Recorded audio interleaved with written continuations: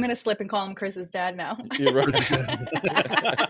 I know too much. Yeah. He can't. He's not PB. He's CD. You know, come on. Blood in, blood out, Mariah. Just remember that. That's right. You know too much.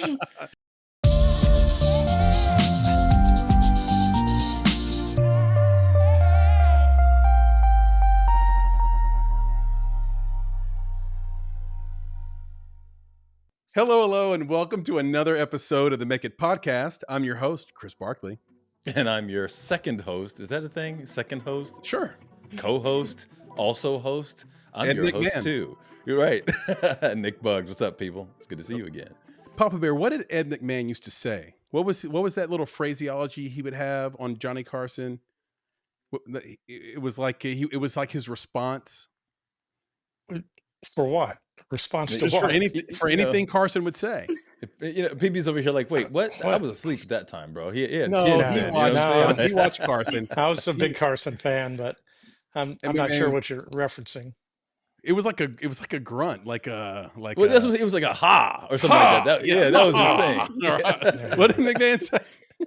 He'll think about it in a second. No, Chris, I think it's a ha, but the first thing that came into my head, which I knew was No. wrong, You know what it is? Didn't say it. I was gonna be like, hoo-ha. Hoo-ha. No, that's Pacino. But Exactly. McMahon said, yes. That's what it was. McMahon was like, yes. Yeah. I think. Or maybe that was Marv Albert. See, anyway. now we're gonna have to go back and look. He was too busy Sam. drinking. He was drinking. Both Marv Albert and Ed McMahon. Intern Sam, welcome. Welcome to the podcast, sir. Glad to be here. And of course, with our normal crew, today is our esteemed guest, Mariah Kramer. Mariah, say hello. Hello, thanks for having me. It is our distinct pleasure to have you. And I'm really excited about this one because we get a chance to show some love to Nashville and show some love to the festival space, two spaces that we really love. They supported us from the beginning and helped make It podcast what it is today. Really, if you think about it, Nick, we wouldn't even be here if it weren't for festival spaces, because this podcast started by me and you going to film festivals with a tiny little journalism microphone, sticking that in people's faces, pause, and then saying, what does it mean for you to make it? And that matured and evolved, Mariah, into this podcast today. So we have Chris, what's happening here though? Like, I don't understand. He talked about, the festival circuit and how wonderful that is, and how that's something that's connecting us. And I think you might have even mentioned Nashville at some point. I did. And yet you did not mention the connective tissue that is one Vanderbilt University. For the people listening, Nick is wearing a Vanderbilt University hat. Of course. Got to celebrate that, because that is the connective tissue that brought us together, my friend. It also brings Mariah to us today. So I got to shout out, VU. Shout out to VU. Shout out to Mariah being at VU. Unlike Mariah, me and you were both on academic probation. And never that. So not a day. We're not in love with VU for that. But whatever, never that. Not a day, my friend. Not a day in the life. Not you. That's true. No. I will tell you this though. Listen, I haven't really talked about this. I was a terrible high school student. Terrible. I can talk about it. No, so I drove myself to Middle Tennessee State University. I applied for college in the office. They said my GPA was too low to get into college, but my ACT was high enough. Right. Ooh, so somehow I'd had a good ACT score, but a bad GPA, which was like basically the sign of lack of discipline and laziness. Okay. So Dr. Sidney McPhee, who runs MTSU, said, write an essay right now why I should let you in this college. He threw down a bunch of paper and gave me a pen. I had to write I wrote a 4-page. I didn't have to. I ended up writing 4 pages why I deserved or should go to college. He read it and let me in on the spot. Oh my gosh. And so I only tell that story because I started college on academic probation. Well, Chris, that was a condition of letting me into school. And I will tell you what's crazy and I got about out of that ASAP. Boom. One more connection between the two of us. Mine is a slightly different story, but I'll just say this. I'll keep it short and sweet. Short and sweet. One of the things that got me into Vandy was that I actually had to write a speech. and then read said speech in front of an audience of people. And then because of that speech, a certain person in the audience said, I think that Vanderbilt might be a good place for you. Yeah. And as a result of I can just say, winning the contest associated with that speech, I was able to afford said experience at Vanderbilt. So Look you at and I you. both had to write something, have it read, and basically win our way into the experience of our college education. Isn't it great being Black?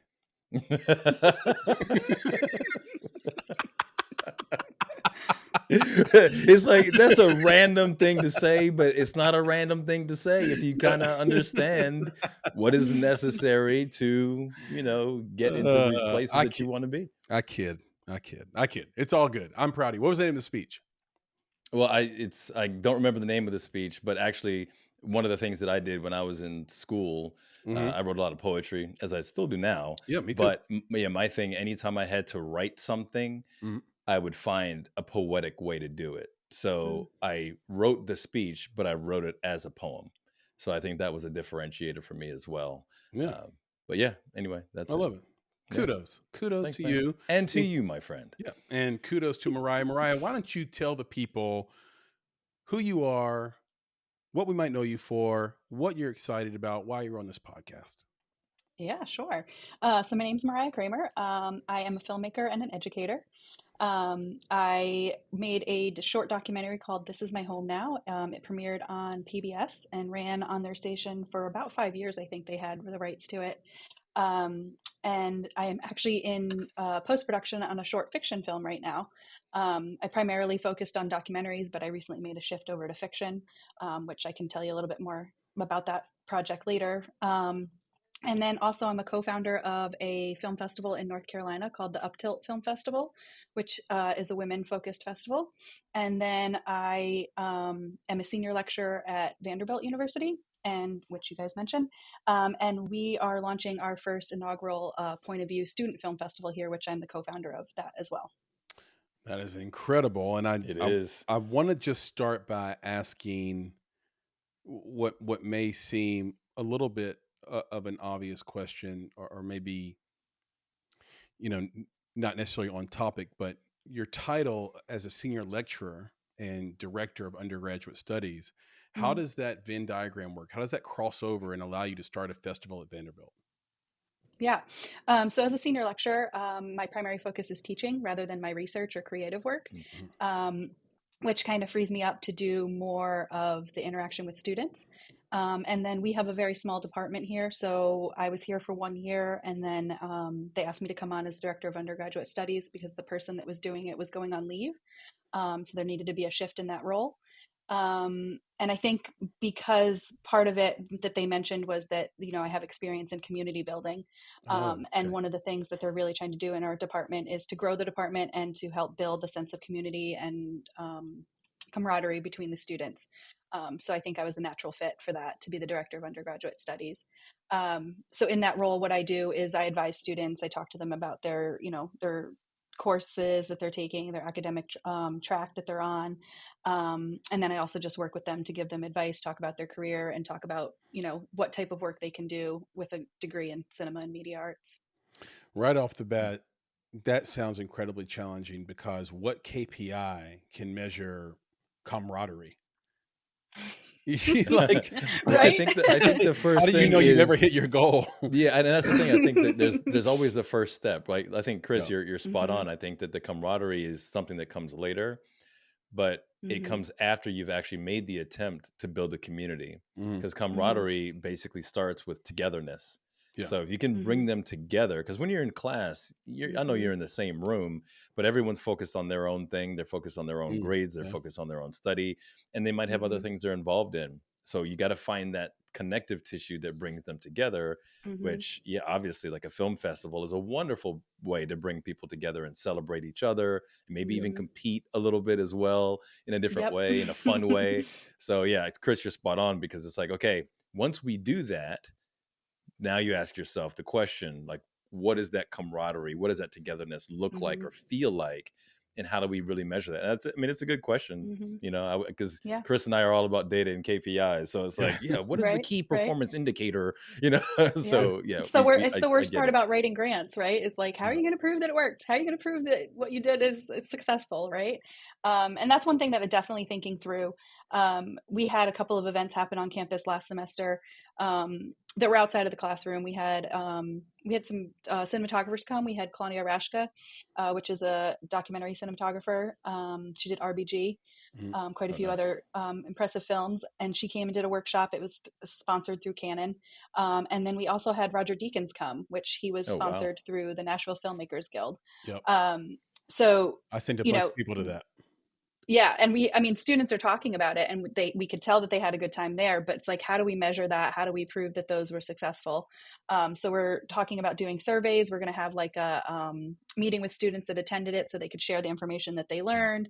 But yeah, I'm always constantly like, how do we document that? Right. Like, I was in the room and I can feel it and I can hear it and I can see it, but how do we capture that? So we're going to work a lot through surveys right now for some of those surveys. Surveys are great. And I would say there's another thing that you could do that kind of like in the current zeitgeist of communication, it really is about, did you share it on social? Like, that's the key thing. Like, did you do the hashtag? Did you tag the thing?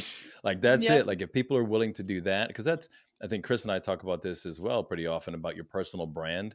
That's why he and I are, we're very specific about the movies that we recommend, the people that we recommend, the people that come on the podcast, because we know that our personal brand is at stake. So, you hit the mark if someone is willing to put up their personal brand and share what you've done. But you got to ask. I think Chris and I know that as well. It's like, you have to ask for the share sometimes. Yeah. And if they like it, then they'll go ahead and do it. But I think that would be a great one. I know that you've got an Instagram account for the festival. Yep. So getting that thing shared and out there, I think is a great way to do it as well. What is just in case for those people who don't make it to the end of this, what is the handle for the Instagram?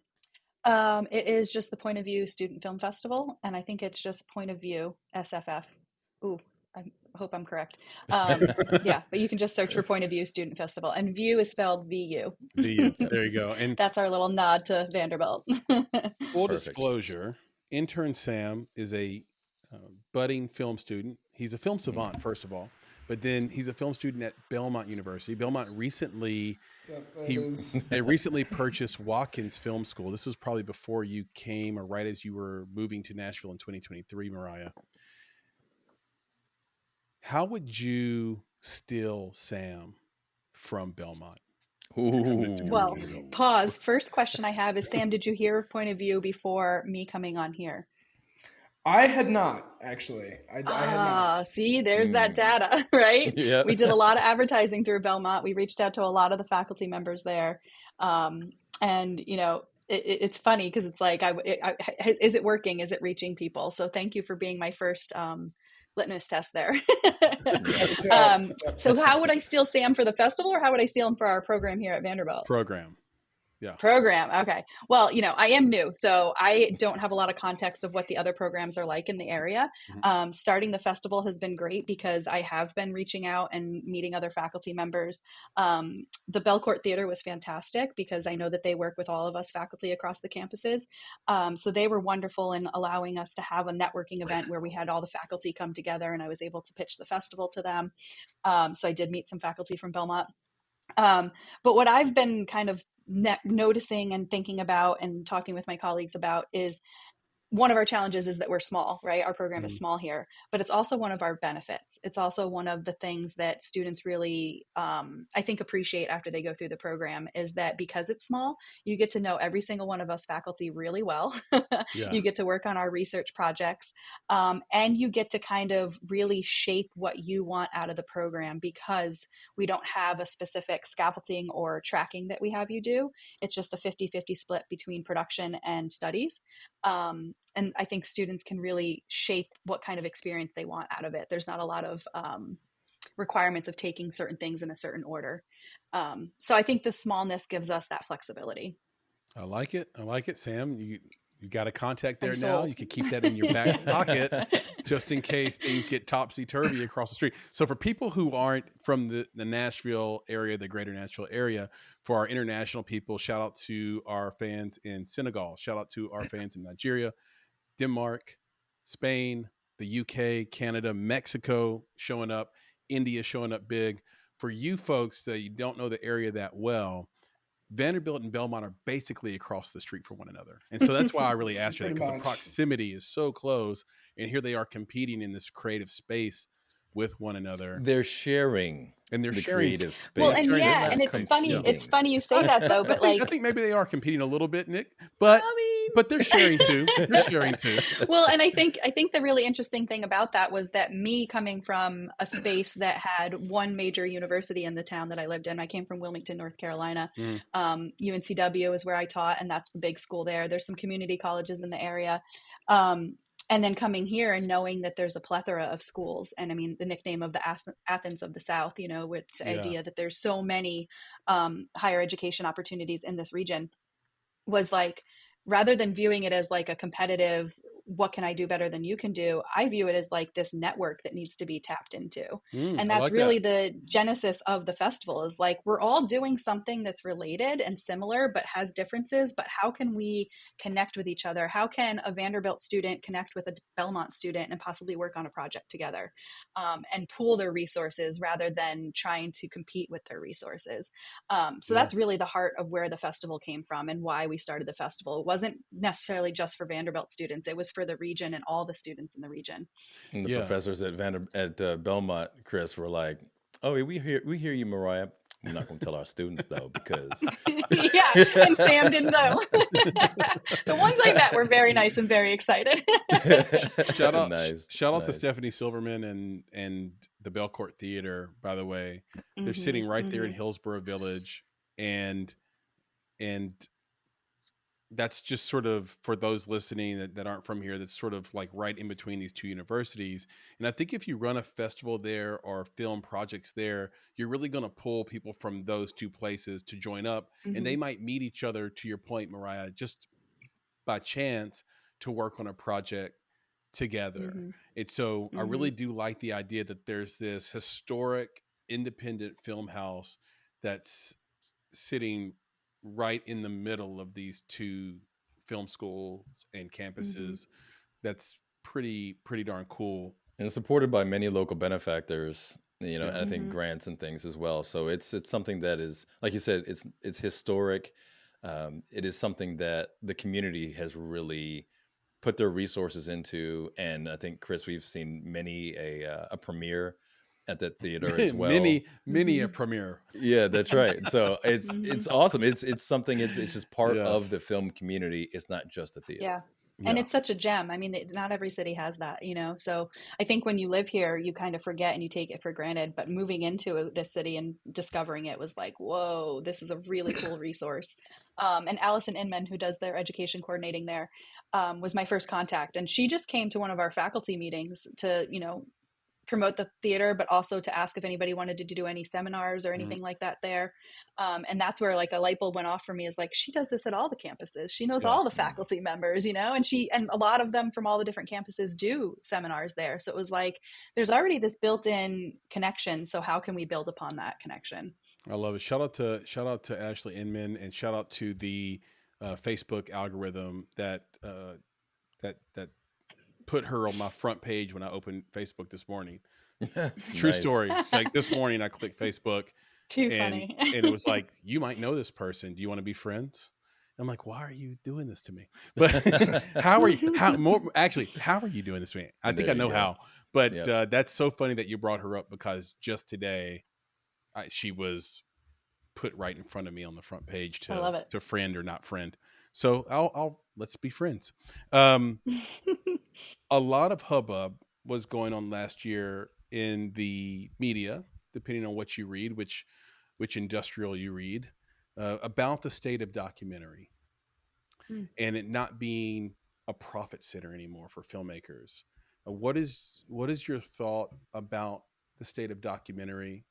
What is your thought about PBS now as well, with the potential cutting of funding in this new cycle of elected officials here? What do you think? Yeah. I mean, I work primarily in shorts. So shorts aren't really about profit and about selling anyways. So to me, documentary was never profitable.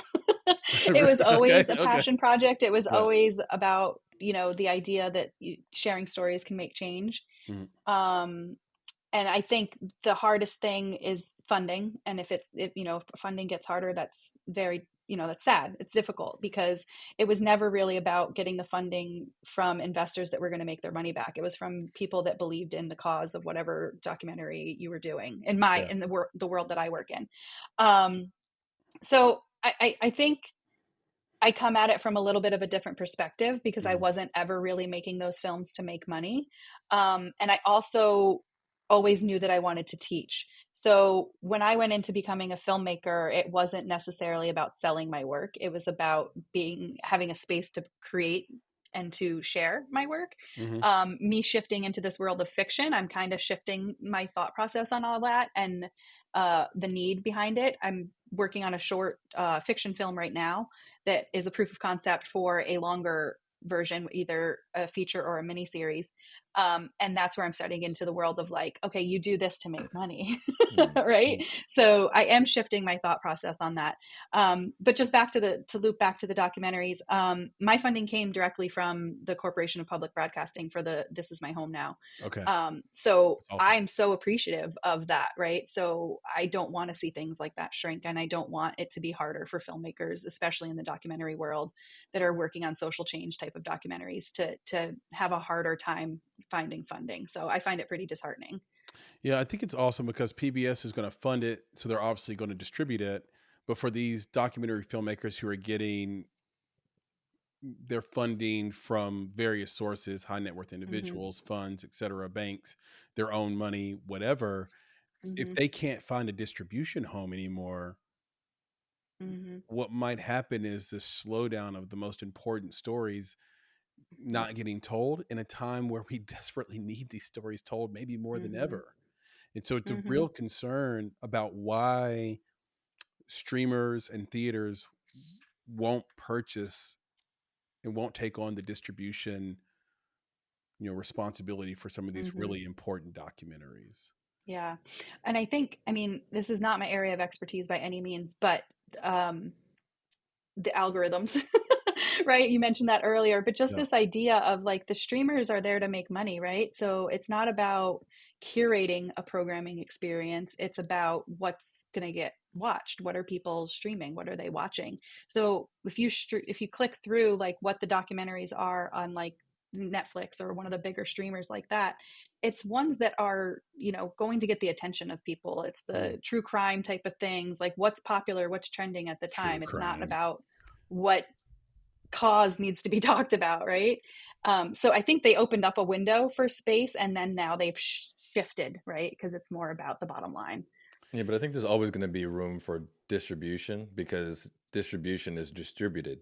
So it might not be the Netflix of the world, but I think to your point, a lot of documentary filmmakers, if not the majority of them, aren't necessarily seeking that. They're seeking a platform, and probably the most appropriate platform for their work. So like PBS can be an appropriate platform, especially if you're doing regional work. Right. I think that's a great thing. You're doing regional things because you have a lot of the branches saying that it needs to be something regional. They want that content. So they know it's not for a Netflix because it's not for a national or international audience. It's for something local. And then through all the causes, all the organizations, the philanthropic organizations, all these things, community organizations, they have the ability to distribute that content through their own platforms. And then, of course, through YouTube. So, yeah, there might be that, from a profit center standpoint, that might be shifting. But I think, like you mentioned, Chris, the desire and the need to share the voices of real people, right, living real lives, continues to be important, maybe more important now than ever. Right. So I think hopefully we'll see more of it. I think it just, where the money comes from, will be different. And hopefully, as we're talking to our audience here, hopefully our audience will start to contribute more to these things. Like you said, Chris, a lot of times they'll get their funding from organizations or high net worth individuals. You should get the funding from everybody and anybody who believes in your cause. So crowdfunding is definitely a great way to keep that hope alive. GoFundMe's doing some interesting things right now, so shout out to them. They are, sort of, they have a whole marketing campaign they're building around making sure people know, hey, you can do any type of fundraising here, not just LA fires or this person needs a surgery, kind of where they're in this bucket, right? Where people go right to them when there's a personal emergency, but they're like, wait a second, no, do your startup here, raise funds for your film here, etc. So hopefully we'll hear more about them soon on this podcast. Before we get into some audience polls with Sam, I have some housekeeping. I had a brain fart. I was saying Ashley Inman. It's Allison Inman. Oh, yeah. Allison. Sorry, Allison. The reason I was saying Ashley Inman is because I used to work with an Ashley Inman, who is an awesome person. And if that's your sister, that means you're awesome, Allison.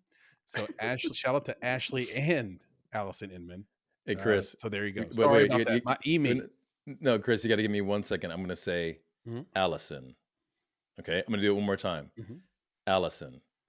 We're now going to take my voice, and we're going to put it over every time you say Ashley. Oh, every time I say Ashley, yeah. Kate, I love it. Editor Kate, just throw Nick's Allison over there. It'll be like Allison over Ashley, and then we'll see if the people notice it's your voice instead of mine. Yeah. Yep, and I had to say it that way because I wanted to say it a little weird too, right? Like Allison, right? Like no one talks like that. But no, do it one more time. We'll give you 5, 4, 3, 2, 1. Do it one more time, but do it even weirder. All right, and in 5, 4, 3, 2, 1. So Ashley, shout out to Ashley and Allison Inman. Perfect. Was not expecting that. The funny thing is, the rest of us were. Yeah.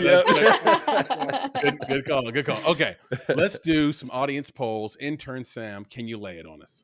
I can. So for the first poll, kind of establish a baseline here.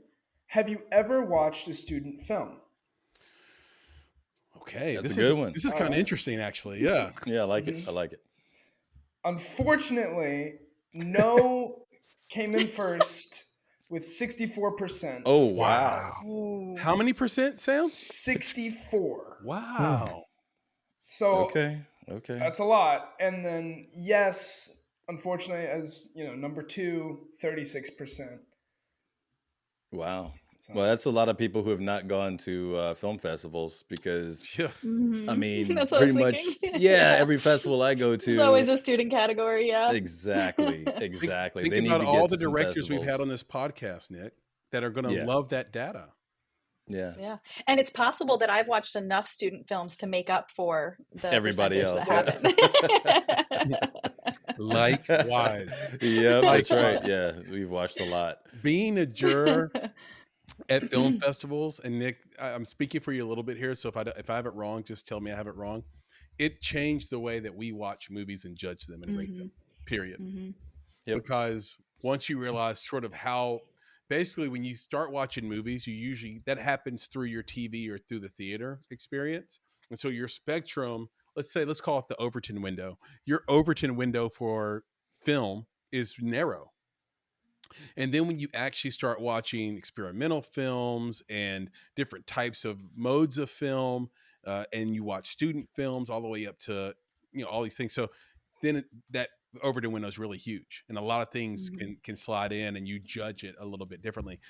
Audience of this podcast, go watch some student films. We brag on you guys a lot. I'm not taking that back. You guys are smart. Your movies, you're passionate, but homework assignment from old Chris here.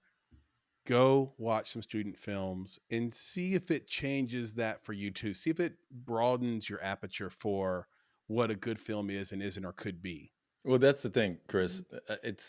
And that's the interesting thing about this, is that when you're looking at a student film, you literally have to change the way that you're judging them. Yes. Right. You cannot use the rubric of your favorite films of all time and then judge those films based off of that. So that's the thing. But you have to do that. Like, you honestly have to say to yourself, okay, what am I judging here? Yeah. What am I considering here? And I think that's what it is. It's kind of like you start to look at them and see where's the potential versus where are some areas that they could refine or improve. 100%. Because I think once you change it that way, then you start to really appreciate the potential, and then you can also appreciate the fact that they are students and they have made the choice to work on those things. Sam? Yeah, well, we can make it easy because Boogie Nights by Paul Thomas Anderson PTA was actually the feature-length version of his student film, The Dirk Diggler Story. So you just go check out that, who hasn't seen Boogie Nights, and then you can really see where it starts and where it finishes. And there's a similar story with Bottle Rocket, which wasn't a student film. Oh, that's Wes Anderson. Wes Anderson, sorry. Yeah, the first Wes Anderson film. It wasn't Cut that out, quite... TK. No, don't cut it out. Leave it in. It wasn't made. It was made shortly after he was in school, but it's a similar idea. Oh, wow. There's a short film with that, and it became a feature-length film. So That's it great makes advice. it easy. Yeah, that's really great. And I would say read the original script for Forrest Gump, then actually watch the movie Forrest Gump, and you can kind of see the maturation of filmmaking. I think American Psycho is like that, is the same way. Wait, is that the name of it, Sam? With Christian Bale? yeah. Yeah. Yep. And then one other little fun fact, because you mentioned PTA, Sam. Now this is a micro things we should know. How can you tell when you're reading someone's script that they really love PTA? Paul Thomas Anderson. I can tell you how. You want to know how? The Parent Teacher Association. Got it. No, here's how you tell that the person you're reading, because we've done that. We did that in a former life, Nick, where we were giving notes and reviewing and doing coverage on scripts. How you know is that if a character cries, they will write, Mariah cried her eyes out, which that's how Paul Thomas Anderson writes in all his scripts. Cried your eyes out. He always says, cried their eyes out. It's pretty interesting because Paul Thomas Anderson, this is a total rabbit hole, but Paul Thomas Anderson is kind of the director's favorite director. Like if you learn about it, like he did and does redrafts and mock-ups for a lot of films that get made. He did famously not last year, 2 years ago, I guess. He did a redraft of Killers of the Flower Moon. So he's got his thumbprint on a lot of stuff in Hollywood, and he is part of the TCM kind of rebirth. I think is not 100% sure on that one. I know he's involved with it, but I think that makes sense. He's very influential, and he definitely still has a big kind of pull on a lot of what Hollywood does. So. 100%. To me, he made the very best founder / entrepreneurial film of all time, which is There Will Be Blood. And if you've ever been a founder of anything before or had to build something where there's nothing, you will know exactly what I mean if you've seen that movie or if you go watch it. So There Will Be Blood with Daniel Day-Lewis, a really, really incredible film for founder entrepreneurs, and just a great film for anybody if they want to go watch it. Okay, Sam. Wait, real quick before he gets to his next one, I want to append to that and just say that if, as a founder, the starting point is There Will Be Blood, then you know what the sequel has to be. There Will Be Milk. Oh no.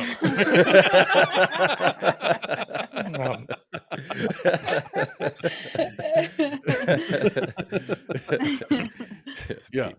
All right. What you got into sweat and tears. Okay. Yeah. All right. So for the next poll, now I've already made my thoughts on the next poll pretty clear. Yeah, he's showing off his Belmont hoodie again. For those just listening. So as a rising motion pictures major at Belmont, it's pretty clear where I lie on this one. But is it worth it to pursue filmmaking at a traditional college? So to pursue a filmmaking major at a college that is broader, isn't necessarily a filmmaking college, isn't necessarily a film school. So happy to report, and I'm part of the statistic, yes, came in first with 71%. Wow. Followed by maybe, it depends on the student, with 15%. Oh, that's good. And then in dead last, kind of tied with number 2, but dead last is no, also with 15%. Okay, Mariah, what do you think about that? I like that. Wait. Dead also last. in dead last. That's right. Dead last. Dead last time. That's because in the You're very background subtle of with your opinion. YouTube's right. Well, in the I try to be background, I think YouTube unbiased. is breaking down like the tenths, but then will only present the whole number to you. So it knows which one's in third, maybe, but it's like 14.9 versus 15. No, that was a Samism. Was it a Samism? Was it a Samism? Yeah. So maybe we flip flop second and third. But Mariah, what do you think about that? What are your feelings? I mean, you might be biased because you're at Vanderbilt, which isn't traditionally a film school or the way people think about it. I've heard it called the Ivy League of the South. But do you have a different opinion even though you work there? Well, yeah, and I can think about it from where I worked before, UNCW versus here. Obviously that comparison's been happening a lot for me over the last year and a half. UNCW is a state school. It has a really good film program where students were coming in as a freshman, knowing that that's what they wanted to major in. We had a pretty rigorous way for them they had to have a certain GPA before they could get into the film program. We had a lot of students wanting to get into it. So the students I was teaching there were like, film buffs like Sam, and students that have known for years that this is what they wanted to go into. And there was something that was nice about that, right? That was like validation on my end. It's like, yeah, you love the same thing I love. You want to have the same type of career that I've had. Like it was this very nice relationship to have with the students. Then I came to Vanderbilt, and this program is smaller, and it is where students tend to find us after they've already picked their major. So we have a lot of dual majors here at Vanderbilt, and especially in the CMA department. And we all know the reputation that Vanderbilt has, where students are coming in probably more in the sciences or engineering or one of those types of things. So students are discovering this. And that was a shift for me as a instructor, as an educator, of working with a different type of student. But the joy that I'm finding in that is really cool. Like I'm meeting people that are like taking one of our classes and discovering this for the first time and being like, whoa, how can I include this in what I want to do in my life? And that's just a really cool thing to be a part of. I mean, I love working with this age group in general, and I love mentoring and helping people figure out what their trajectory is going to be. But to see people that are discovering it is like almost kind of more exciting for me at this point, because I get to be a part of that discovery process for them.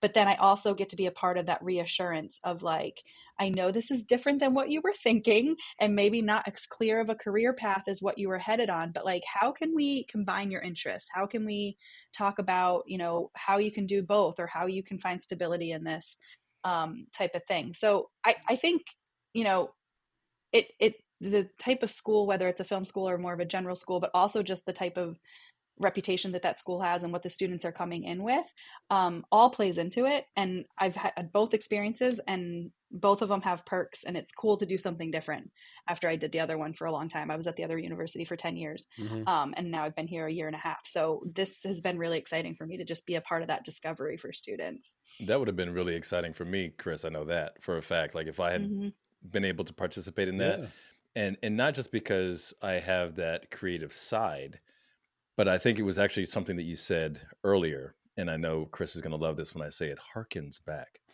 Anyway, thank you, Edgar. Right. So you said something earlier that really has stuck with me now, which is that it's almost like the counseling that you do with the students. And I love VU, love Vandy, go Doors, all the things. However, I can't say that across the engineering curriculum that I was in, I did computer science and I did math. I didn't have that connection with the majority of my professors. I mean, the classes were huge for one. And then for two, like you said, well, if you're also doing research, well, you might finish that class and then go off and do research. So when you mentioned this idea of really counseling the students and finding out what they're interested in and helping to grow them, if you are in an engineering program at Vandy, that would be like a breath of fresh air where it's like, wow, I get to interact with this person and maybe be a part of what she's doing. That to me would be enough to be like, yeah, I totally want to do this, because it is not polar opposite, but it does give a different type of balance to your education there at Vandy. Yeah. And I think there's room for both, right? I think there's room for both of those things to exist. And I think that's what's been really fun for me, being at a school where this isn't the main focus or what the students thought, right? I get to be a part of the surprise that they didn't know was going to happen in their education here. So I think that's what I've been really enjoying about it. I like that. Sam, I have to say that if I were to vote, and I didn't get to vote in this particular poll, unfortunately, but if I were to get to vote, I probably would have voted depends on the student. And I am surprised that not more people voted that way. Right? Because your situation dictates sort of how you step forward. And I also just think too that the poll should have been more even across all three answers, because you would think somebody would take the counter of the winning option, which is, well, all of my heroes, all of the people I love and follow, and all the things I've heard, they either didn't go to film school at all, like they were Robert Rodriguez or whatever, or they went to USC, or they went to NYU or Yale or whatever, right? Yeah. So I am surprised by that a little bit. I think it's interesting. Big part of the reason I chose Belmont was because it wasn't just a film school. Having that perspective and having, so many different majors and so many different perspectives on campus was something that was important to me. They have a fantastic film program that I'm excited to be a part of course. But having those other avenues and having those different areas to interact with students and learn different things, I thought was something that I really wanted to make sure I had while I was in college, and to get that college experience. So I personally totally agree with yes. I think it does depend on the student. I think you are correct in that. But I do think if you are interested in filmmaking, want to pursue that, definitely, don't always think you have to go to a film school. There's definitely other options, and there's definitely, both experience and knowledge to be gained at a traditional college, for sure. I like our audience. Yeah. I like our audience because the second answer, I do. I enjoy them. I appreciate them. I love them. I do. I enjoy them. And the reason for that in this case is because they didn't give just the right answer, which would have been that middle one. I think we can all agree, right, that's right. But they gave the right and the positive answer. Yeah. I think that's what I like, is that they lean towards positive. Like, yes, why not? Give me, there's no reason. Because even the one, like, if you take the whole body of, the whole student body, all people who could possibly go to school, it's like, maybe you do want to get into the school that's strictly a film school. But you know what? If you don't get into it, then one of these schools can serve you well as well. So it's still a positive. So that's what I like. I like the fact they picked that positive response, but then again, that aligns with who we are and what we do. So I think we might, Sam, we had some influence on that. Yep. Our positivity is bleeding into our audience. Now I'll add to it that, I think at the core, what are we doing? We're telling stories, right? Yep. And we're communicating. And without life experiences, what stories do we have to tell? So if I just have a one-track mind that I just focus on one thing, where is that life experience coming from, So I think that's one thing that I think is great about it, is that you have students coming from different backgrounds, different experiences, different goals. It makes for a more diverse and creative world of stories that we're getting out of them. Whenever students talk to me about grad school, this is my personal opinion, somebody might have a different one, but I always suggest waiting a little bit between undergrad and grad, because your graduate experience is going to be that much better if you're pulling from life experience. If you're just been a student since the age of 5 straight through, what's the difference between undergrad and grad for you then? Yeah. And I think grad school can really be that space to like really find yourself, and to really find, if we're talking about the creative world, really find your voice and what you want to express. But without life experience, it's hard to do that. Yeah. 100%. I couldn't agree more. And that was the exact advice the late, great Wayne Perry gave me about songwriting many, many years ago. He said, go out and live a crazy life, and then you'll be songwriting will be will be a breeze. All right, Sam, you did it again. Thank you so much for your audience polls. And for us, let's Nicholas pay some bills, and we'll be right back.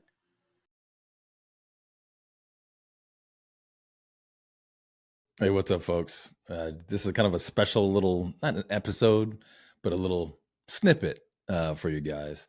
I wanted to do a special shout out and promotion for a former guest of the podcast, Chris Haley.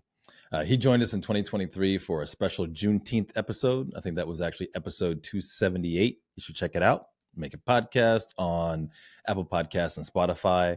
I don't think we have that episode up on YouTube just yet, but please do check it out. If you didn't know, if you didn't listen to the episode, Chris Haley is the nephew of the world-renowned author of Roots, Alex Haley. And Chris is actually, and Chris, I'm going to say Chris, don't think of Chris Barkley, co-host of the Make It podcast, still talking about Chris Haley. He's the research director of the Legacy of Slavery in Maryland. And he's also the co-director of the film Unmarked, about the neglected African-American burial sites in the American South. That film is now playing on Apple TV and Amazon Prime Video. But today, I'm giving him a special shout out because we're recognizing a new achievement in Chris's career. He's got a new book of poetry out. If you didn't know, he's also an author. He's got several other books out as well. But his new book of poetry is entitled, When Did I Know I Was Black? And it is now available on Amazon. In a second, I'm going to step aside and let him go ahead and recite one of the poems by his selection himself. But I'd like to give just a little bit of kind of personal context to this book, When Did I Know I Was Black? And also to the poem that he's gonna read. Now, the poem that he's going to recite has nothing to do with my personal experience, but I feel like there's that connection, which is why it's kind of exciting to talk about this from the perspective of me and the Make It podcast. So it's kind of funny thinking about this idea of when did I know I was Black? Because I often refer to myself as just African American, right? Even though, yeah, people are going to say, well, yeah, you're Black, you're a Black guy.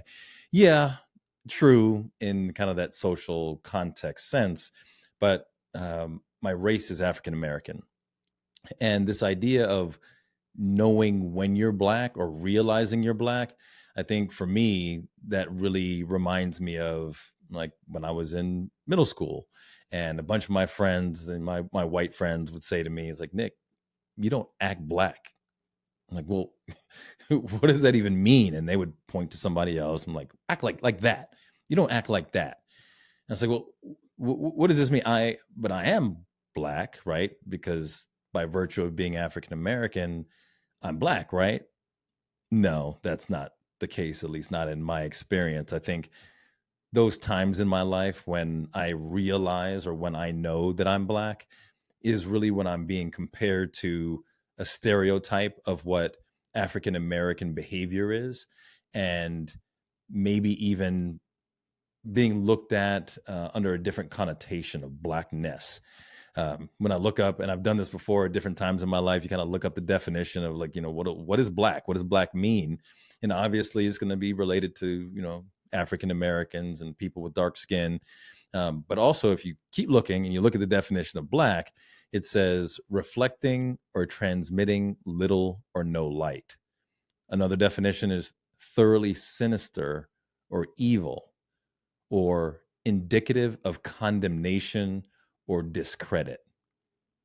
And I think that's how I connect with that title of when did I know I was Black? I think it's when I feel that being an African American is or has the connotation of being Black as defined by Webster in the ways that I just defined it. When I feel that someone's looking at me in that way, or someone refers to me as Black because they're thinking about those things, that's when I realize I'm Black.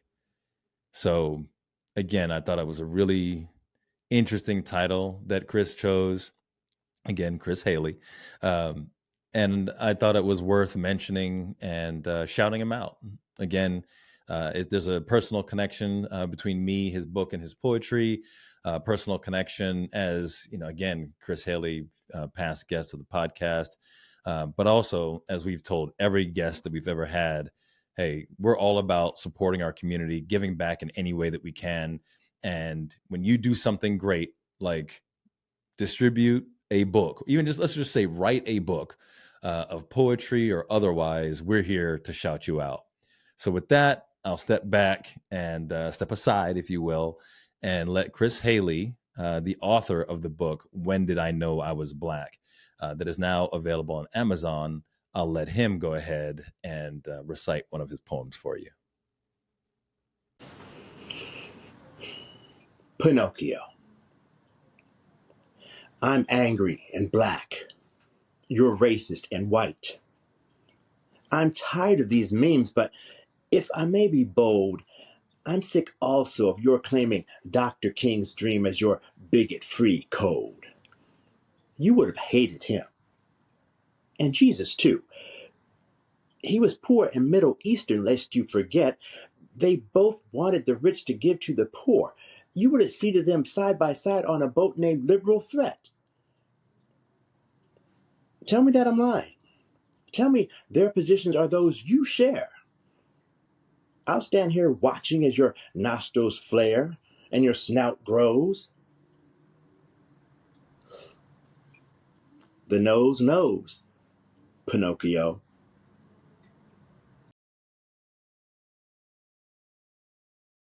And we are back.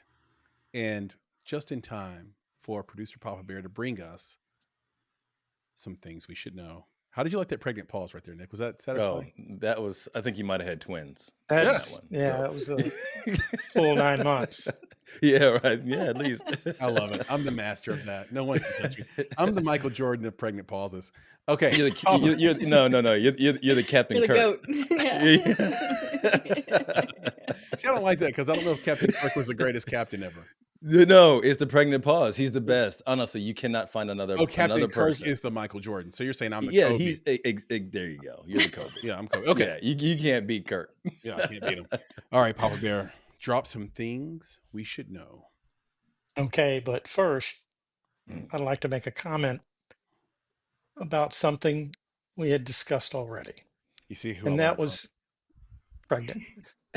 Yes. No, camaraderie. When we were talking about camaraderie, it made me think camaraderie is a byproduct of the filmmaking process, because the filmmaking process is collaborative, and collaboration is the catalyst for camaraderie. Wait. So, say it again. Say it again. Exactly, Chris. You got it. See, you jumped in on that. Say it again. Collaboration is the catalyst for camaraderie. How many C's are in there? Well, we can add some more because let's play the alliteration game. What's the next one? What's the next C, Nick? The next thing that I was going to say is that's wonderful. Okay, because doesn't start with C. No, listen. Because that is at the core. Of the coursework. Oh my God. For the Commodores. Oh, man. Pull it out. Oh, I'm saying it in every class now. That's it. That's how we start every class. Collaboration is the catalyst for camaraderie, which is at the core of the coursework for the Commodores. Sam, somebody write that down for me. Right. Chris is over there writing it down right now. Sam, do you have a C you can add to that? Is there any other C words that make sense? Coursework. Core of the coursework for the Commodores. I'm pulling you. I'm trying. Yeah, nothing. Yeah, I think this. Wait, come on, Sam. You need to communicate with Chris. And there you go. Nick could do this all night. All night. He just stole your cheese, sir. That's right. All right, Papa Bear, give us some things we should know. Okay. Well, this audience explodes with anticipation. That's right. Yeah. Since we're talking about Vanderbilt, a thing we should know, and perhaps a professor would know this. Who was the first of only 2 former Vanderbilt University students to have won an Academy Award, and for what film? Wow. Oof. So there's 2 Vanderbilt students who have won Academy Awards, Mm-hmm. and we also need to know the films they did it. The films they did, but not the year. Thank God. Well, I saved you of that this time, but you're welcome to throw it in there. It's not This 1914. Right. I can at least just pull the card that I'm new, right? How long? Can Right. I Yeah. I was thinking about that. You may not. Let's see here. Yeah, I'm new. Let me just ask you this, Papa Bear, because we're going to be so wrong. Now, what's interesting is Nick and I have been ideating around a documentary series for at least 1.5 years now. And maybe Nick will win that award next, and then that'll be an easier question to answer. I like it. Is there any clue? Like, are these people can we ask for famous? Yeah, are these people famous? Like, would we have any chance of guessing their names? Or is it Lubin Manufacturing Company? Yes. Like that. I'll tell you this. We need to know, like, you will definitely know the second one. Dang. And that wait, that's what we're that's the guessing. one you're asking us. Yeah. Oh no, the first of the 2 former Vanderbilt University students. Okay. It was Rich Hull. Oh, and Rich the movie Hull. was She's All That. Rich Hull. Was that right? No. Damn it. I was gonna say Rich Hull.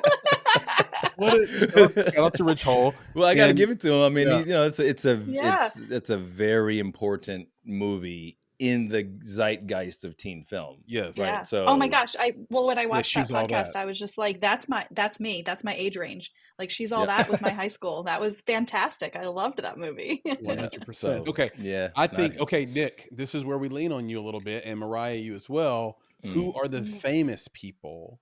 Because here's what I'm thinking. Was there a poet laureate or something? Was there some academic that came out of Vanderbilt that's super famous that somebody did they graduate? Film after?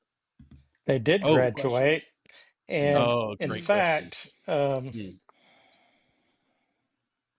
this might not be a first filmmaker, one, Nick. was on the advisory board of the National Student Film Institute, and his film and TV papers have been given to Vanderbilt University Library in Nashville. So now you know, there's a hint, it's a male.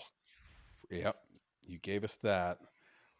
That really narrows it down, I have to tell you. Yeah, it does. It does really. Like, I'm zoning in on that person right now. I can see him. Super. If it was a female, it would have narrowed it down. Right. And do you have Even further, yeah. Does anybody know any, Sam, do you know any famous VU graduates? There's got to be a lot of them. Sam's looking it up. There's on a the lot. I don't know. There's a lot of athletes I could think of, but I feel, PB, last clue. Maybe last clue. Was it an athlete?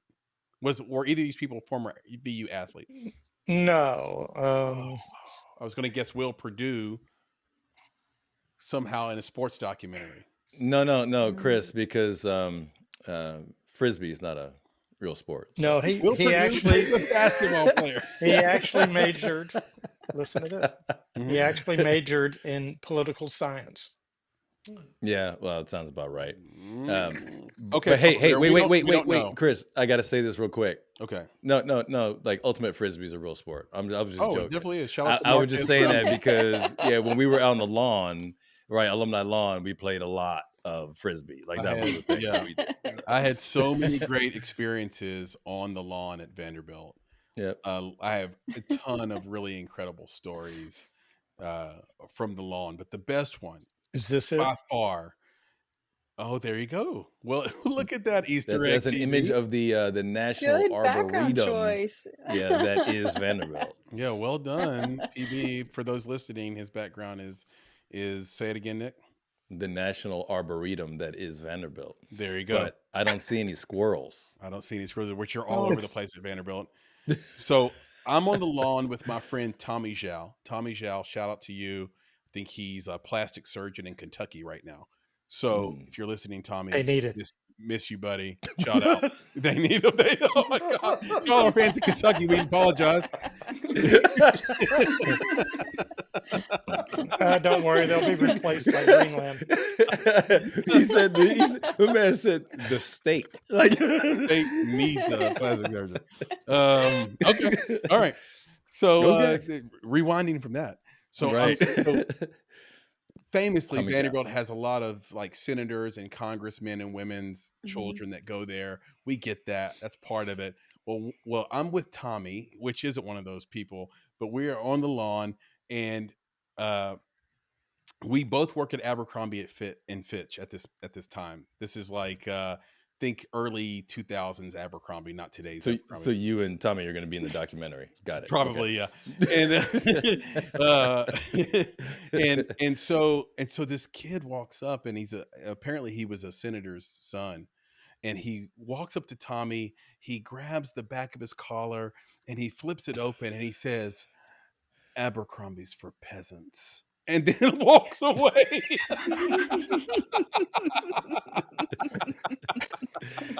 And he just sashes. It was a sachet. He didn't walk away. He kind of sashayed away. Like it was a very, very like a flamboyant walk away, I would say, like a showy walk. And I was like, that is amazing. Wow, what an experience that was. Chris, you keep telling the story, but I really don't remember doing that.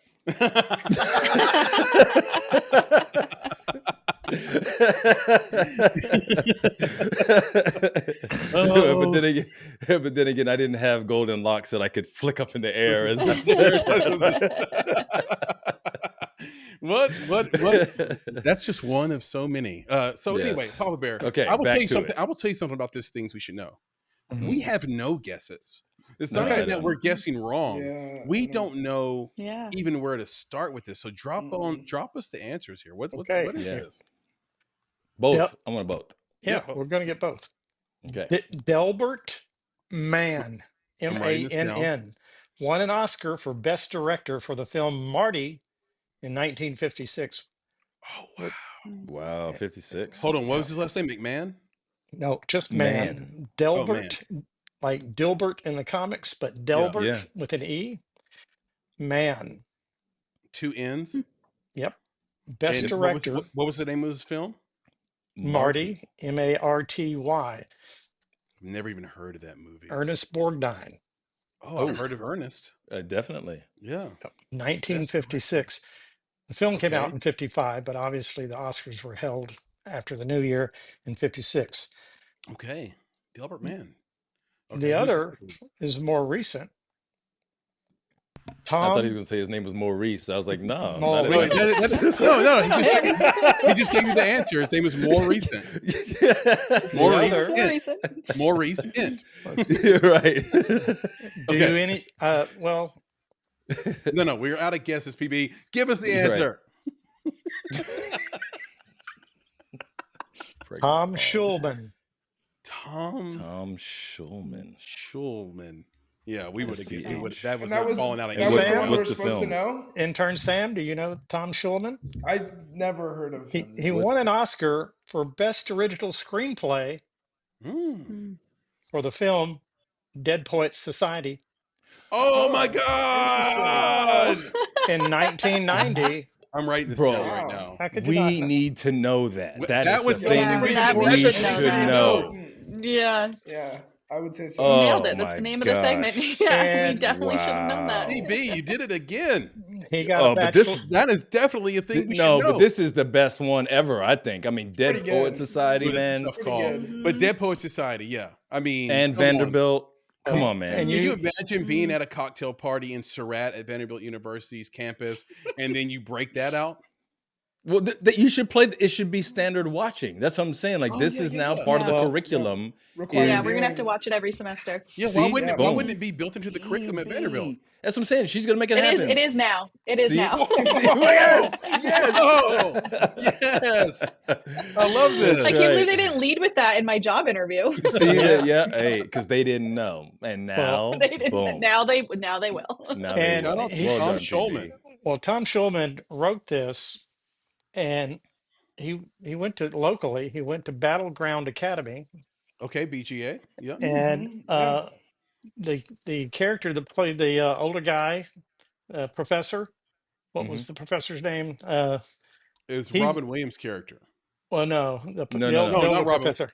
The Yeah. older Uh, one. Oh, the older one. Okay. yeah, he was modeled after one of his teachers at BGA. So that's where he got the Wow. Bonus idea thing we should know. for. Yep. Well, just wait till I tell people this. And Well, his I'm going to be watching that movie this week. Like, I'm it's going to glad. happen. I'm kind of glad we didn't know because it's going to stick with us more now. Yeah, exactly. Right. Like, it's oh more my meaningful. God, how did I not know? Yeah. That's a great Oh, point. yeah, I'm watching Mariah. that movie. Papa Bear. It's wonderful. Thank you very Yep. much. You Yep. did it again. That is definitely a thing we should know. Nick, can you walk us into some filmmaker Q&A, our segment dedicated to this wonderful audience of filmmakers and creatives and would-be filmmakers and film lovers? Can you lay out some questions here for Mariah? Definitely. And it's going to be fun, and it's interesting because I have my own questions, but that I was thinking of, but I also decided to go out to the interwebs and look also at Reddit because that's also a great place where people are honestly, they're always asking questions and people are providing answers. So I thought I would ask some questions that I found there too.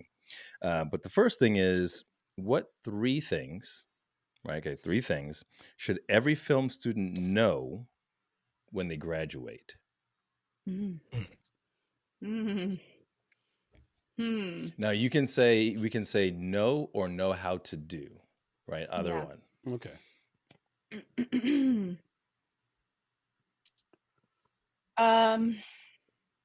I think they should know how to network, which is kind of funny that I would say that above the other ones that I'm going to say next. But I think just the word network sounds so like boring and sounds like something you don't want to do and sounds like you like have to be like super professional and like all sounds of that. So LinkedIn, It sounds terrible. I wish there was a different word for it. But it's just that idea of being able to talk to people and to genuinely be curious about what they're doing, rather than just talking to them to get something from them. I like and that. just really being curious to build that connection, because you never know when you're going to meet somebody again down the road, or run into them again, and it's that connection that you had from some other experience that you went through.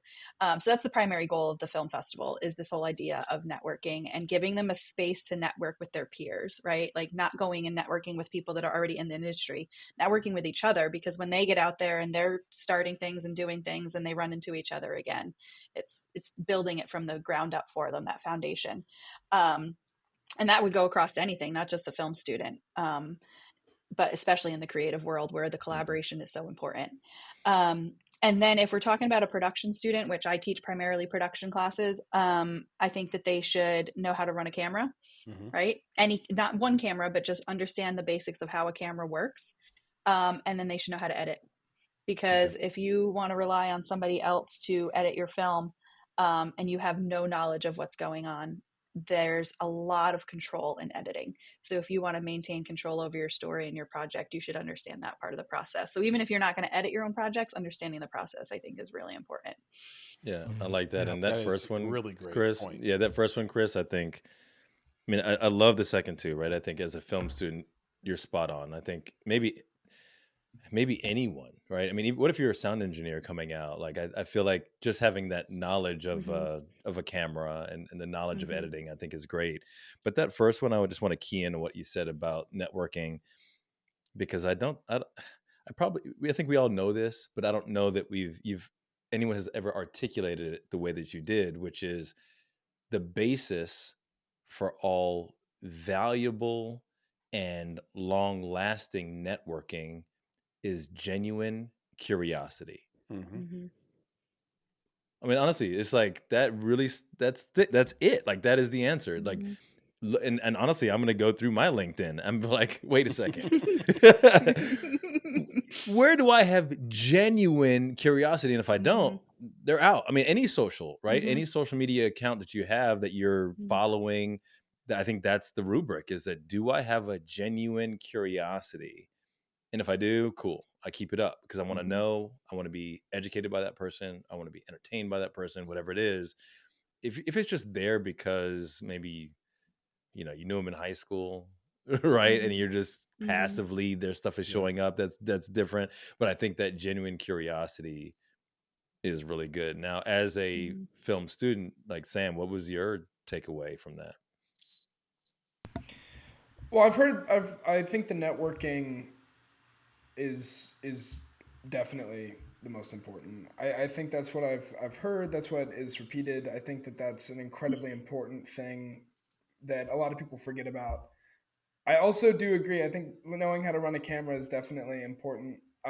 I am not a student at Belmont yet. I took a production course at Columbia State, which is a local community college, and Shout out to Columbia State, one of our sponsors. Go ahead. Absolutely, yeah. No, that was something that was really important that everyone knew how to do was get hands-on experience with the camera, because it's very complicated, and even just having the different lenses and different pieces, being able to ask for them and get them, cameras assembled and things.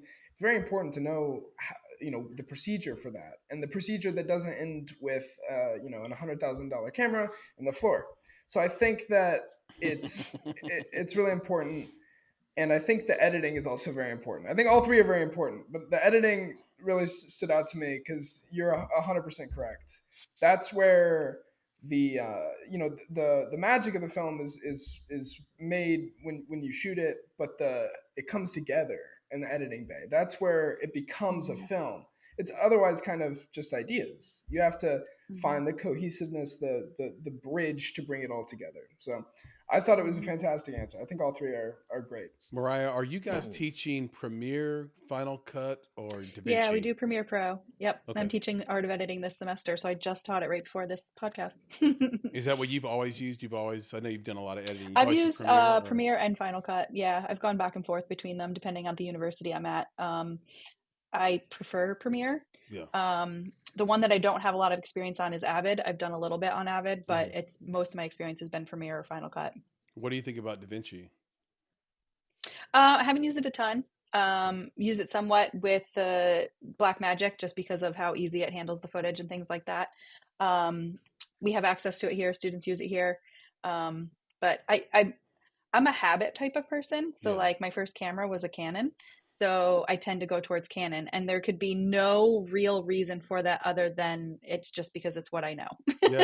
And I constantly am talking to students about like, try different things. Don't do the same thing. But then I look at myself and I'm like, oh God, I keep gravitating. And I think it's the same thing with Premiere. That is so true. And I'll just say this before Nick asks this next question. For years, it was always go get the Canon 5D, go get the Canon 5D, go get the 6D. That's the indie filmmaking camera. And now all of a sudden it's the Sony FX3. Or get the Sony FX6. And now everybody wants that. And it's just, you're basically copying the other person's idea over and over and over again. It's like, honestly, you could do it on anything for the most part. Well, and I guess that, Yeah, that kind of ties into what I was saying, is like, learn the basics of how cameras work, but don't worry about that a specific camera, because the technology is going to ever change. So you're always going to be learning new tools and new technology and new cameras and whatever advancement's going to happen in the technology side of things. You have to be a lifelong learner if you want to be in this. But knowing that you can collaborate, that you have people that you can ask questions to, people that you can lean on. It's like you have the person that's like really into tech stuff and is always up on the latest, greatest thing, and they're your friend. Then you don't have to be up on the latest, greatest thing, right? Like, so I think the technology is going to ever change. So be prepared to like constantly be learning and new things. But that community that you build around you and who you can lean on for support when you're collaborating is vital. It's huge. I get plugins like people get tattoos. Anyway, next question. All right. So the next question is, I'm going to kind of preface this a little bit and say, if there is one, what is the best entry-level job for a film school graduate? I don't know if there is one. It really depends on what you want to do and what you're interested in. Are you going into the indie world? Are you going into the studio world? Are you going into fiction? Are you going into nonfiction? Are you going into TV? Like I think people from the outside view it all the same, but when you get in there and see the nuance between it and the intricacies of it, I think the answer would change for all of those. I think one way to think of it for students is that your time in college is your time to try different things. I think I get students quite often that are like, I know I want to be a cinematographer, so I want to do everything with cinematography to become the best cinematographer I can be. And there's some merit behind that, right? Like you do want to do something over and over again to become good at it. But there's also the time and the resources and the equipment and the people around you to try things that you're scared to try, that you've never tried before. There's a lot of room for failure, and money isn't necessarily depending on it. Like it's not your job. Somebody's not paying you to make that. So this is the time to try something to fail. So I think just trying to diversify and try a whole bunch of things while you're in college will give you a better idea of what that next step is supposed to be for you. And it's different for every student. It depends on what their goal is or what they want to work towards. And the only other thing I'll add to that is that what does that job actually look like? What is the day-to-day? When I went to undergrad, I went for TV broadcasting, and I started out working in Manhattan, and I was in live TV. And I was looking at all the supervising producers and executive producers around me, and I was looking at their daily schedule and what their life was like. We were live, so we were in at 7 a.m.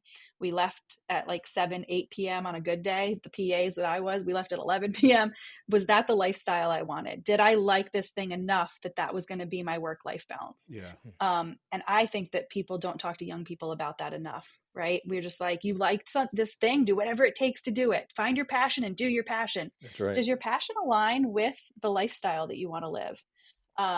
So I think that's another thing too, really seeing what that day-to-day of that job really looks like. Yeah, and it's interesting that you mentioned the PA, because that's, I think, almost a through line through a lot of conversations that we've had, is that that's the first job. And it seems like that is one of the best jobs, even though it seems and it can feel like grunt work. It's the job that touches every job, right? So you get to be in there, you get to not only meet all these people that grows your network, but you get to see just what you said, which is you get to see the daily life, you get to see the experience, you get to see how they collaborate with others, you see how the director might relate to them, or the executive producer relates to people, and you can determine from that role what role you might want to take. Now, even outside of the PA, I think there's some very famous people who started in the mailroom.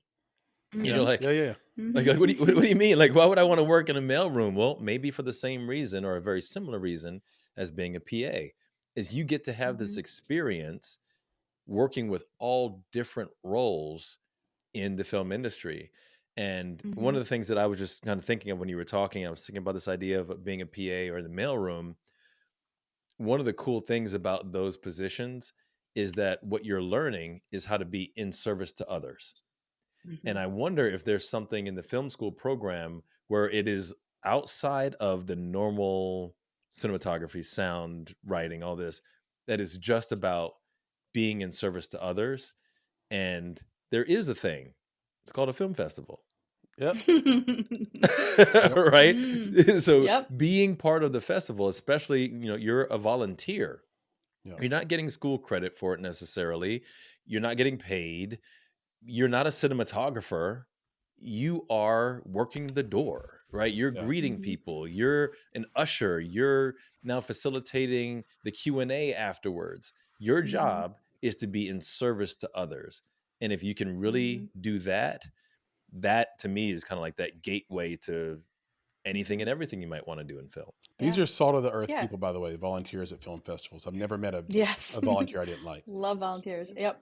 I know. And I think essentially what you're saying is put yourself in the location around the people that you're interested in the type of work that they do, right? How can you get yourself around it? And we always think it has to be a job or an internship, right? It can be a variety of different things. It can be a volunteer. This one's a really fun one. You can be a background actor. Like a lot of times in Wilmington, there was always looking for background actors. My son was just a background actor on production that's filming here in Nashville. He's only 9, but cool. I got to go with him and be on set. And it's like, you're sitting there watching everything that's happening with no pressure on you, right? You're a background actor. You stand where they tell you to stand and do what you have to do, but yet you get to watch everything that's happening. And I think a lot of times as a student, they'll feel the pressure of like, they have to find a job, or they have to find something that, I don't know the right word, but feels important. And you can find the most simple way to get yourself around this to see if it's something you really want to be doing. That's similar to how I got into it. I got my start, and what really set me on this path was a reality show. So it's similar. Yep. Mm-hmm. I thought you were going to say you were the Gerber baby or something, man. I was like, No, what? I know, you were no, it was Master Chef Junior. So that's where Oh, cool. I got started. Yeah. That's right. So, That's but right. I definitely agree. I think that background acting and those types of things that you wouldn't necessarily think of, they're kind of unconventional. Mm-hmm. Just getting that set experience and seeing how things worked, worked for me. It got me into it, and I think that it can open a lot of doors. And you can put that on your resume, and you can say, I cut my teeth acting across from. Exactly. I It love looks that. good. I like looks the good. spin. Yeah. For sure. And That's just awesome. as a callback, I mean, Sam's sitting here with us because he appreciated networking. He networked with us, and here we are.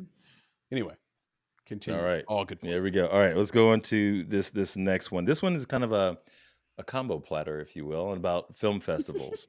So this is the question: what two things should every filmmaker, take into a festival, and what two things should every filmmaker leave with? Take in and leave with. Okay. That's right.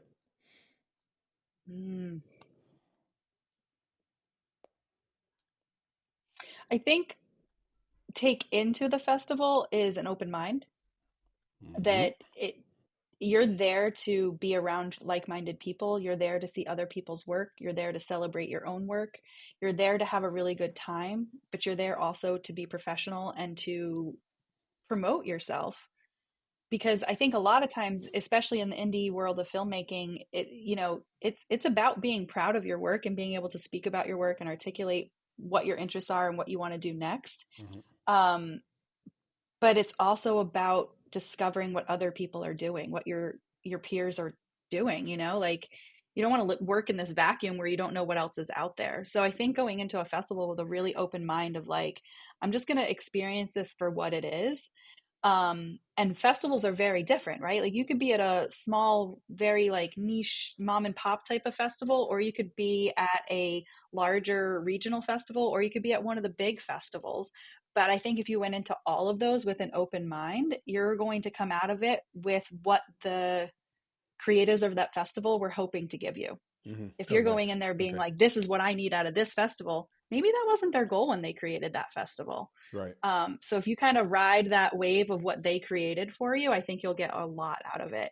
And I don't know if there's a second thing really, I mean, other than just this idea of preparing yourself and being ready to talk about your work and to articulate your creative process and why is really important. I talk to students. One of the things we're going to do at the festival is we're having a filmmaker workshop. So the filmmakers that are screening their films at the festival, we're having a workshop the day before, and we're going to go through like how to do a Q&A, what to expect from a Q&A, how to network with your peers, how to talk about your work. Because all of those things can be really intimidating and really scary if it's your first time doing it. But one of the major reasons that audiences come to festivals is to hear the filmmaker talk. Like, they don't want you to say, what was the ending about? And you be like, oh, it's for your interpretation. Yeah. Right? Yeah. They don't want that. They want some sort of substance from you. So how can you talk about your project to give them more than they would have gotten if they watched your film without you there? So what is it that really drove you to make the project? What's some weird little serendipitous thing that happened while making the film? Like, people feel connected to that, and they want to feel connected to you. That's why they're at a festival. So I bring think an just open really mind and a perspective, like your Yep. perspective. Okay, I like that. Yeah. And to take away, I mean, ideas, right? Like what you saw, what's out there, what's happening, that type of thing. So none of it's material things. It's all about experience, and it's all about, connecting with the people that have the same interest as you. I like it. I was thinking maybe you leave with a point of view koozie. Maybe that's one of the things you leave with. They are always giving those away at film festivals. Yeah. It's a little beer koozie. Maybe you gotta get the team point of view, as much swag as you can get your hands on. Yeah, that's right. Yeah, gotta leave. Well, I will say this. Back to what we said about networking, and you gotta leave with more friends than you walked in with, right? And I think that's the key word there is friends. Yeah. It's not just business cards or IG accounts or whatever. It's like, no, you made some serious connections there because you did walk in with an open mind.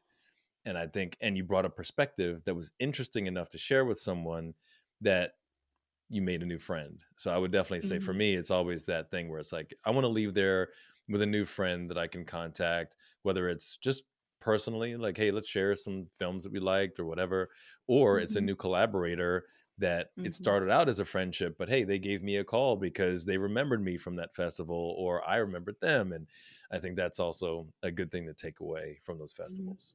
Yep. Great call. And that is it. That's all my Q&A. I wanted to, I had a list. Very good. I'm like, but no, I think that was good for the Q&A. Very, very good for today. Well, we talked about the festival a lot, Mariah, but we haven't laid out all the details of it like in one succinct way. So I'm thinking maybe now is a good time to just say, what is the festival's name again? When is it actually happening? How do you attend? What are the categories, rules, etc.? If you have that in front of you, can you just lay that out for us? Absolutely, yeah. So it's called the Point of View Student Film Festival. View is spelled VU because it's at Vanderbilt's campus. And the mission of the festival is to bring together students from all the schools across the Middle Tennessee region.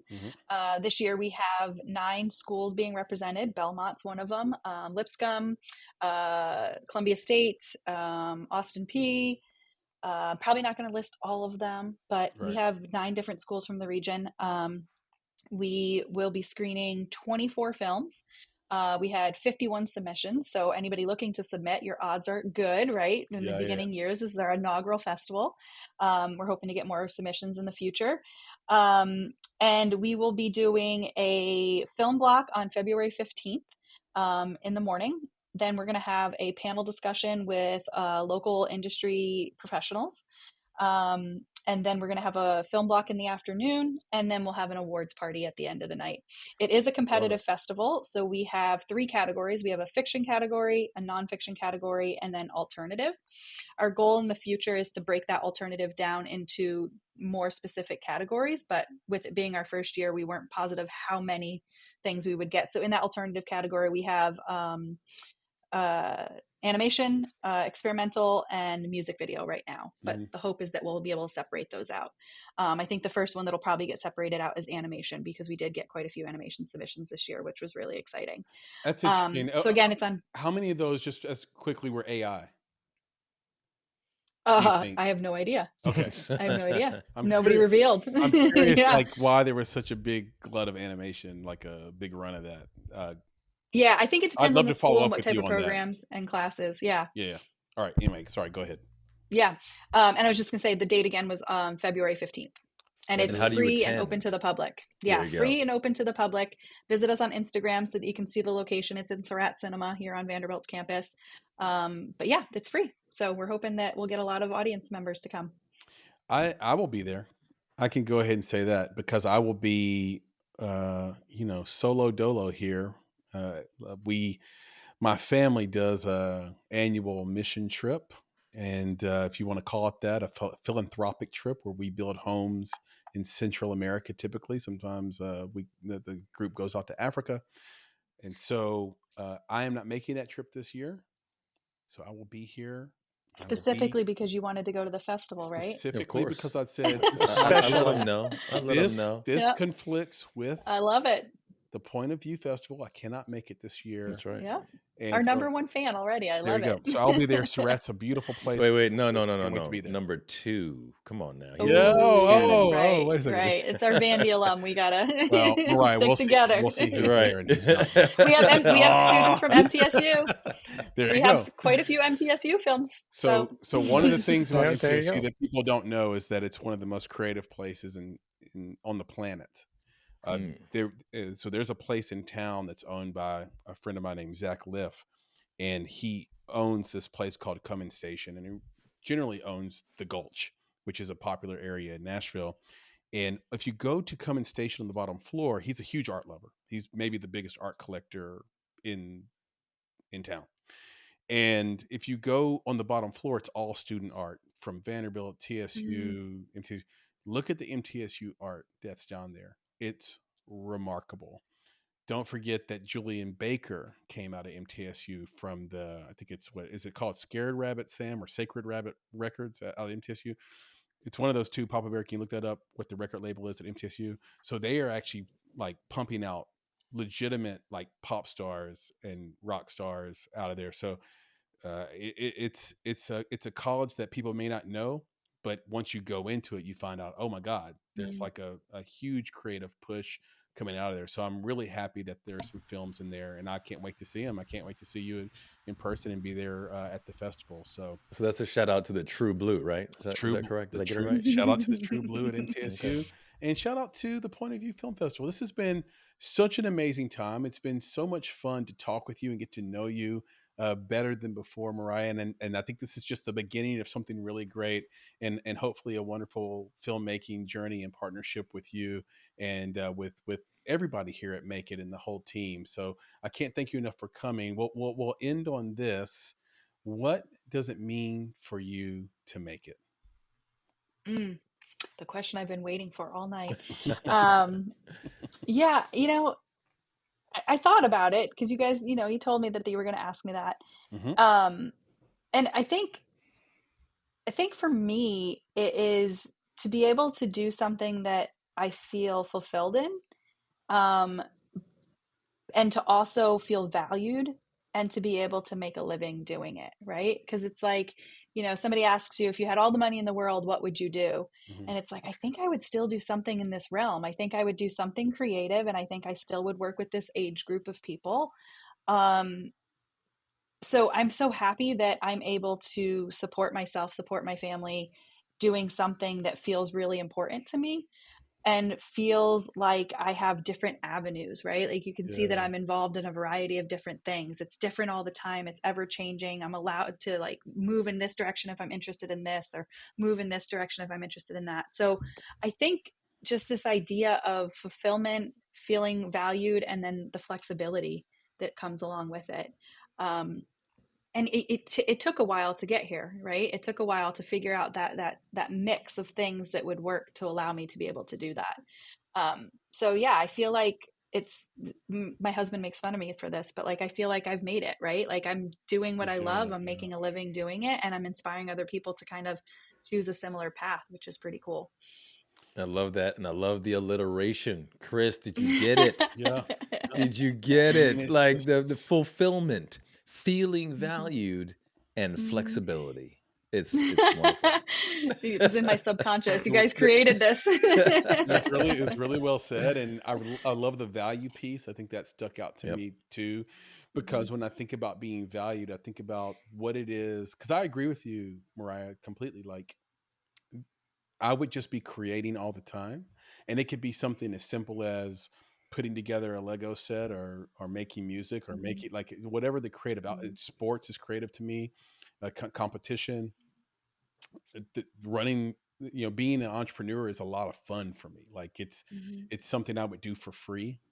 And there's this moment that happens though when you're creating something. And so the other day I'm making music, Nick, and I'm making it I'm making bumper music for this podcast. And Sam, you've seen me do this before in the office. Like I'm making tracks, and I'm like letting you guys hear it. Like, is this good? Is this hot? Is this? And there's this moment. So I'm playing this music that I made the other day, and in comes my oldest daughter, and she starts dancing. And then my youngest daughter, who's 15, comes in, and she's like swinging her arm, and she's like, then somebody else that's in the house comes in that starts filming themselves. You're going to do a TikTok now. And I'm like, that's it. That's what you're looking for. That's the moment. That's priceless. Like, I didn't have to ask them anything. I didn't have to try to push one way or the other. It was like, I know this is banging because they are dancing to it. Right. And they cannot control themselves. They cannot even help it. It was like, okay, that's what you make it for. I would do that for free. And getting that experience doesn't cost you anything either, except for, did you get the right combination of drums and fire and hotness that you put into whatever you created? And I think film's the same way. There's no better feeling than being on set. I can't tell you, Mariah, how many former engineers, mathematicians, scientists have been on this podcast and said, I got an opportunity to be on set as a PA, and then I fell in love with it, and I just left behind my whole education that I spent $100,000 on. Like seriously, there's something magical about it. So I really love that answer. It really connects with me personally. And again, we appreciate you being on so much. Can you tell the people where they can reach out to you directly, where they can find you on social media, and where they can maybe see some of your work, like the documentary, This Is My Home Now, which was also very personal for me because my brother-in-law is Laotian. Oh, very neat. Yep. So personally, you can find me on LinkedIn and Instagram, just Mariah Kramer. And then the film festivals, both of them. So I'm on the board of Up Tilt Film Festival, which is based in North Carolina. And our festival for that is happening in March. And we're also on Instagram for that, or just Up Tilt Film Fest. And then the Point of View Student Film Festival is just the Point of View Student Film Festival on Instagram as well. And I think Instagram is the best for both of them because it's the most update information. And then the Point of View is happening February 15th. Beautiful. And if you are listening to us right now, you probably already know that you can find us on Apple or Spotify. But did you know you can watch us on YouTube? It's much better to watch. I think there's something to hearing and seeing and getting the whole experience. So if you're listening, try us out on YouTube. Now, there is a function for audio only podcasts. So if you're watching us and you're like, I can't sit here in front of this TV or at my desk or on my phone the whole time. You know how you hold your phone so long, it starts to get numb because of the radiation or whatever's in that. So like we know that's a thing. We know that's a thing. So you can listen to us. So if you're watching us right now, go to Apple, go to Spotify, give us a listen. And here's the thing. We are a small team. We are a mighty, but we're mighty. I say we're small, but we're mighty. And we get a lot done, but it's very difficult. And so if you want to help us out, here's how to do it. Like, rate, subscribe on all three of those platforms. So Apple, Spotify, YouTube. It really matters. It's not up to us. But these algorithms, if we want to be discovered, if you want others to find out what you're listening to, you got to share us, you got to like, subscribe, do the thing. It just takes a second and it really makes a huge difference. We have incredibly soft and warm hoodies and crew neck sweaters at cottonbureau.com. Now, this is our partnership with cottonbureau.com, a place where they decline 90% of all designs. Our design is in there. It made the cut. That means it's hot. It means it's hot like fire.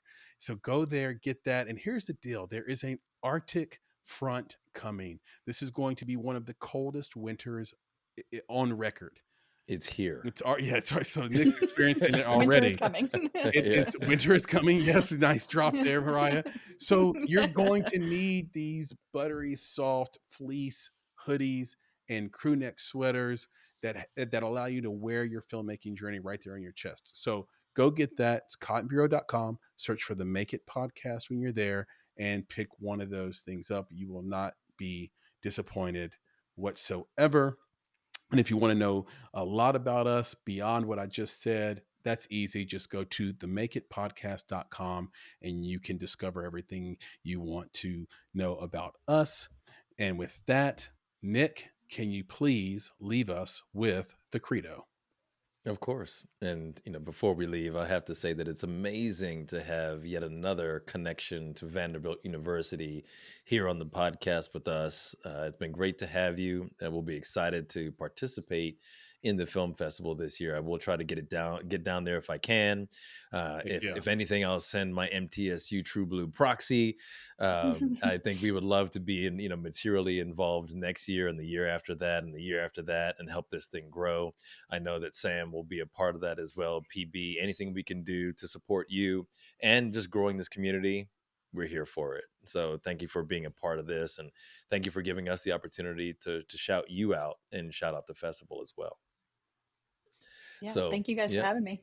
Our pleasure. So to our friends, our family, our fans, and our fellow filmmakers out there, we have to say, be better, be creative, be engaged. And thank you for listening. Nick, Mariah, talk to you soon. Yep. And you'll see Mariah on the 15th of February. That's right. Papa Bear, intern Sam, we love you. Yep. All right, guys. Great camaraderie.